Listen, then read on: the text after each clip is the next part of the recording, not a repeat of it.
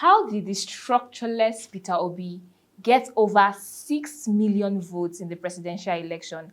And how did Atiku and Kwankwaso lose out during the elections? I'll be discussing that in this video. Welcome to Premium Times on the Go. I am Titilope Fadari. An analysis published by Premium Times on the vague promises made by Atiku, Obi and Tinubu laid unflinching support to address violence against Nigerian women and girls.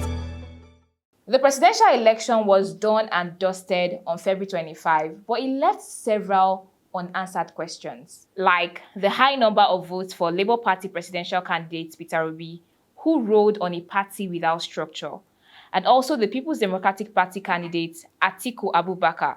It was expected that luck would shine on him, having lost 3 primaries and 2 presidential elections in previous years. For the NNPP candidate, Rabiu Kwankwaso, who had a massive support from the Kwakwansiyya movement. What happened? Let's start with Peter Obi. Here are 2 main factors that helped the acclaimed social media president get over 6 million votes. 1. Christian lobby. The outcome of the presidential election exposed an intense contest between the adherents of Islam and Christianity, Nigeria's 2 most popular religions.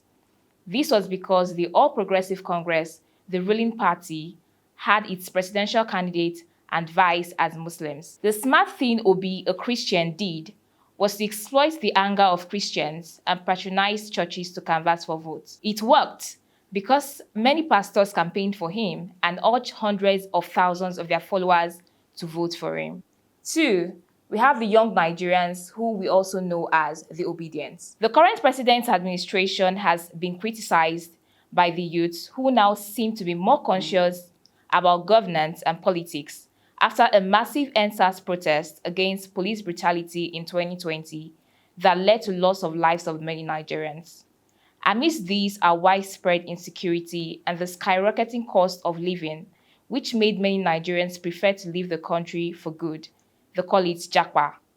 While others who cannot afford to do this needed a messiah to retire the old order and bring someone without much corruption baggage to his credit. It was Peter Obi to the rescue, as young Nigerians embraced him without much vetting, neglecting the corruption allegations he faced, and promoted him to sainthood with their savvy use of social media. Let's move to Atiku, and here are 2 main factors that led to his loss. 1. Power shifts.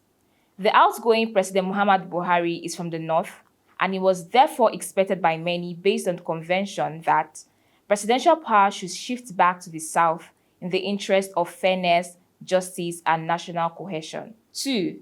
The Obi factor. The emergence of Peter Obi created a third force which significantly impacted the outcome of the presidential election. Lastly, let's examine Rabiu Kwankwaso. 1. Kano politics.